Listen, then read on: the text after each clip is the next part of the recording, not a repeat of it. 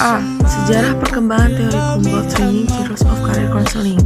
Jika kita bicara mengenai bimbingan karir melalui pendekatan pemilihan karir dengan teori belajar sosial dikemukakan oleh Kumboldt, Mitchell, dan Gillard, Bandura memandang bahwa kepribadian harus memperhitungkan konteks sosial, di mana tingkah laku itu diperoleh dan dipelihara. Teori belajar sosial dari Bandura ini didasarkan pada konsep saling menentukan, free procal determinism, tanpa penguatan dan pengaturan diri sendiri atau berpikir, self-regulation atau cognition.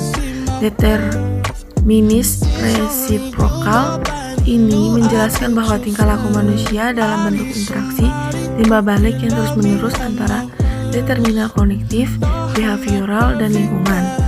Tanpa reinforcement ini, Bandura memandang teori Skinner dan Holt terlalu bergantung pada reinforcement, sehingga jika setiap unit respon sosial yang kompleks harus diberi reinforce satu persatu, bisa jadi individu tidak belajar apapun. Maka Bandura memandang individu belajar lewat observasi dan tingkah laku ditentukan oleh antisipasi konsekuensi. B. Karakteristik Kumboldt Training Theories of Career Counseling. Pengalaman belajar yang terdiri dari pengaruh kognitif yang positif dimaksudkan adalah faktor-faktor berikut. 1. Atribut pembawaan seperti ras, gender, hal lainnya serta kemampuan bawaan seperti keterampilan, keintelektualan, serta perilaku.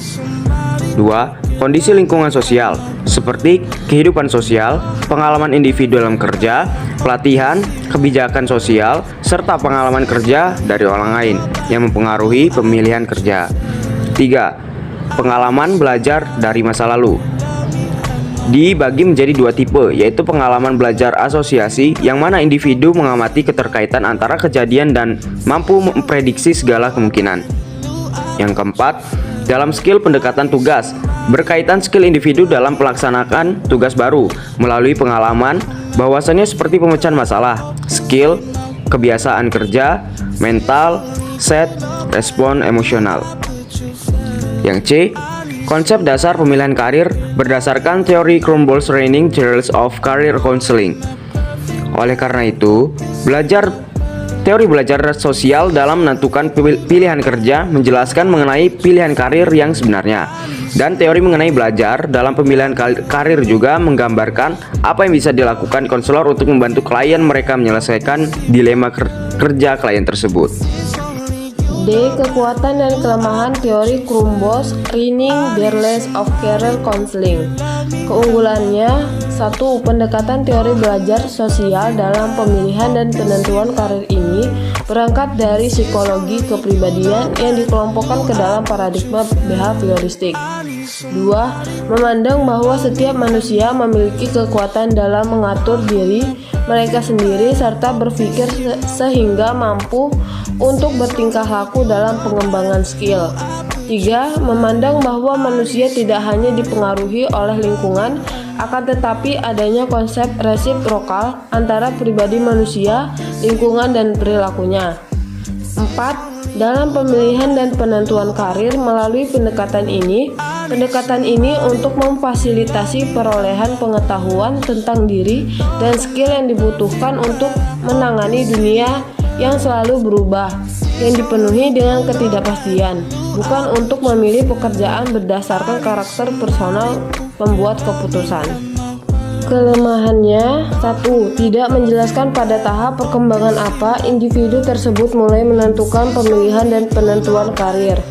2. Karena pendekatan ini berparadigma behavioristik, dikarenakan hanya membahas aspek kepribadian yang observable saja. 3. Sehingga mengabaikan aspek perbedaan manusia atau individual difference. Maka peranan konselor adalah menelusuri asumsi-asumsi dan keyakinan individu dan mengeksplorasi alternatif keyakinan dan tindakan yang perlu dilakukan, membantu individu memahami sepenuhnya validitas keyakinan individu merupakan komponen utama model social learning. Keenaan dengan teori Kumboldt Training of Career Counseling.